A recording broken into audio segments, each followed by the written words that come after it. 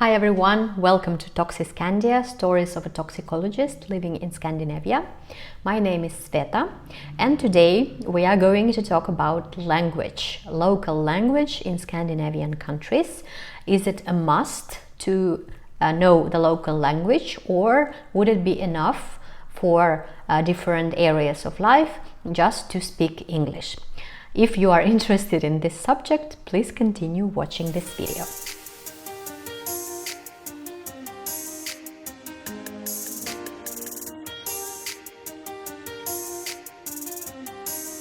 I have been living in Scandinavia for 13 years, over 13 years already, and first 9 years I lived in Finland, which is technically not Scandinavia but is a Nordic country. Then I lived for a year and a half in Sweden, and now for almost 3 years I'm living in Norway.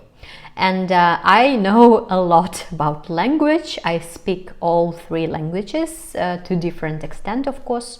I speak Finnish very well, almost fluently, I would say fluently. Swedish I spoke quite well at some point, but now I switched to Norwegian, learned Norwegian, so now I think I speak Norwegian much better than Swedish. But it is, of course, a good question. Is it enough with English, or should I learn a local language when moving to Nordic country? And the main question here is, of course, why do you need local language, and what are you going to do with it? What are you going to do in Nordic countries? So this is a very important question when considering this subject, and I have divided all areas of life to three main areas. We are going to discuss them one by one, and I will explain and describe how English or local language would be okay for you in this particular area, in which situations it is enough with English, and in which situations you would need to know the local language. And then I will speak about differences, slight differences between Nordic countries, because there are some differences. And in the end, we will imagine the perfect situation when person wouldn't need local language at all and would feel themselves good with only English, living in a Nordic or Scandinavian country. First big area of life is everyday life, all practical things that we are doing from day to day, running errands, doing small stuff, just going by with our lives, going to grocery stores, to the doctor, dealing with documents and this kind of things. Of course, Scandinavian countries are known for very good level of English if we look at the population, because people learn English from the very beginning when they are kids. Many of them watch cartoons in English, and it is just a natural part of life. So movies, TV series are not dubbed, so people have to watch these things in English, just with subtitles in local language. So this becomes kind of natural to learn English. Of course, they learn it at school as well. So there is absolutely no problem to cope with English in everyday life, in everyday tasks, to go shopping, to go to the doctor's office, to go to the tax office, anything you could imagine. Would be possible to do with only English. There are, however, some exceptions, even in Nordic countries. I would say there are two exceptions when English wouldn't be enough. First of all, talking to other immigrants, especially to immigrants coming from countries affected by war, or from countries with very low level of life, where it is just not available to learn English. You don't have English at school, you don't have any opportunity to learn English. Like there are bombs falling on houses. Of course, there is no way you could invest in your education and stuff like that. So of course, if immigrants come from such countries, they come to Scandinavian country, and first thing they need to do, of course, is learn local language to be able to work, to be able to go to school. These things I will talk about later. but it is quite common that they don't end up learning English at all. And then if you come to some store selling, I don't know, food from Middle East or from Far East, and then you see an immigrant sitting there on the cashier, and if it's only one person in the whole store and they don't speak English, it can be challenging to go by. How would you communicate? Only with Google Translate probably. But this is the situation where you could encounter people that do not speak English. Another situation would be with elderly people. Of course, I'm not talking about everyone, but those who haven't dealt with English during their lives that much, those who haven't traveled much, and those who are not putting any effort to learn English, they just might forget it by the end of their lives. And in some rural areas, in small towns, it is quite common to see people who are not very good with English, elderly people, or who are just not willing to speak English very much, or maybe they just don't speak English at all. So this is another example. And when my husband once went to a very small town in Finland, he actually got into a taxi, and the taxi driver did not speak a word of English, and my husband was not good with Finnish at all, maybe very beginner level, so he tried to communicate with the driver in Finnish. So these things could happen actually. Another major area of life, of course, studies and work. If we're speaking about studies, university studies, there are a lot of programs in English. If foreigners are coming into Scandinavian or Nordic countries to study, they usually choose these English programs, and there is no problem just to cope with English.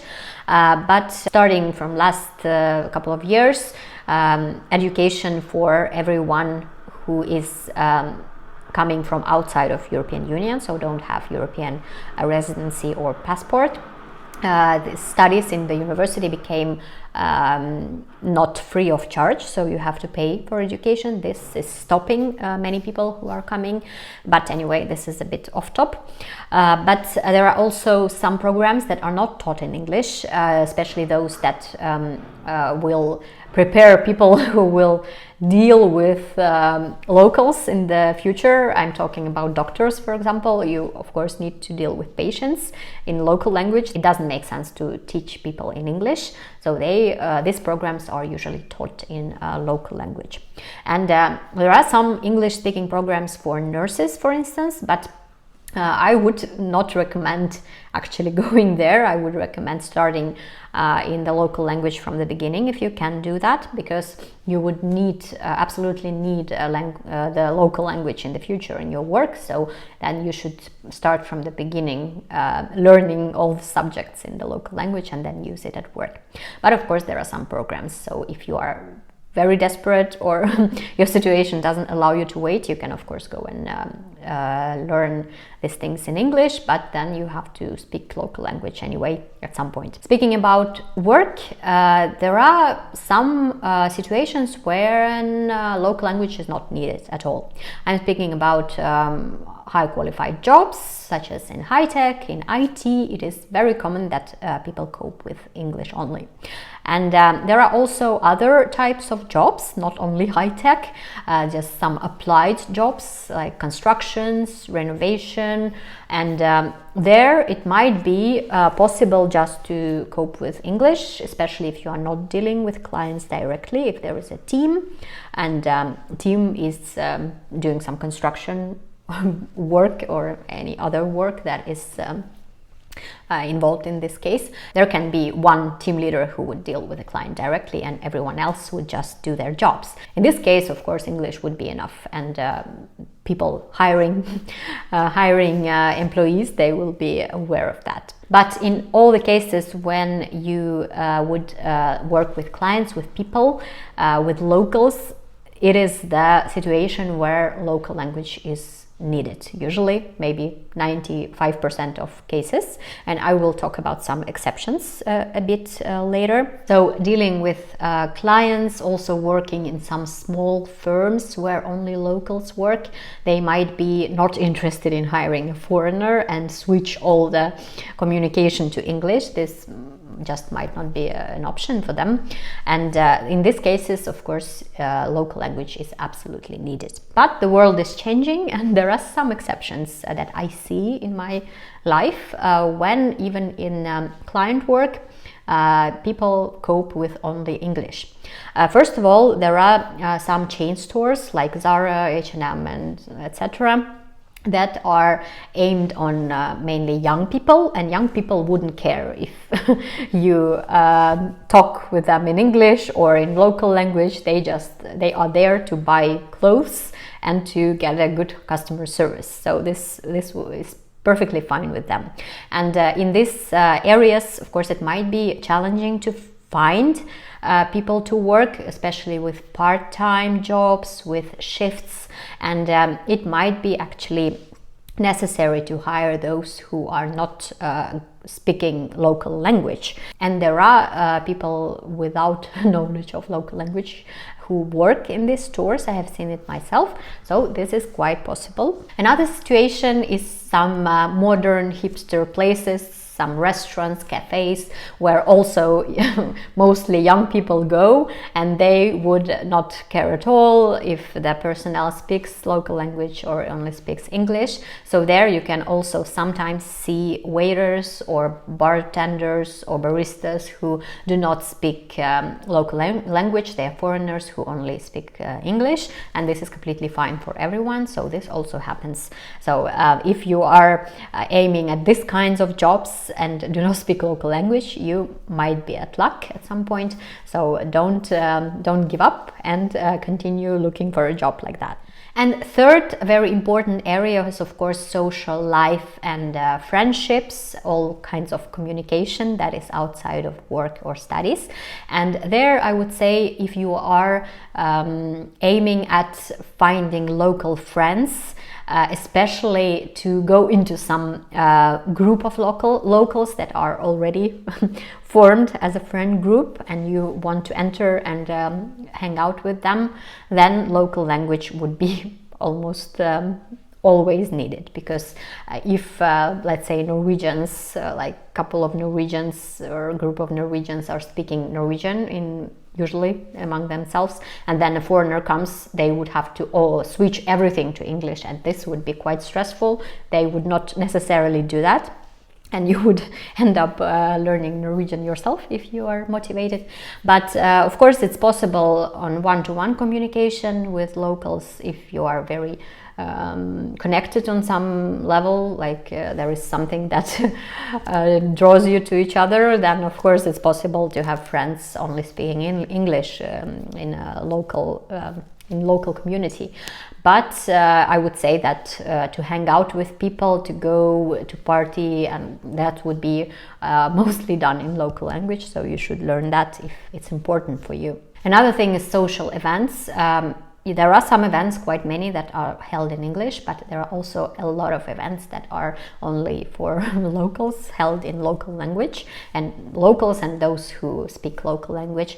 Then if you are a very social person, you want to attend everything, go to theater, go to concerts, this kind of stuff, then you might need to learn local language to feel good about that, to be able to do this kind of stuff. Let's go to the differences between countries, those countries that I lived in. Of course, I cannot speak about Denmark or Iceland or other places where I haven't lived. In Finland, situation is a little bit different from classic Scandinavian countries, Norway, Sweden, Denmark, because Finnish language is not a Scandinavian language. It's not even Germanic or Indo-European language. It's a language from a totally different group, and it is quite difficult to learn for people who have never learned languages from this language group.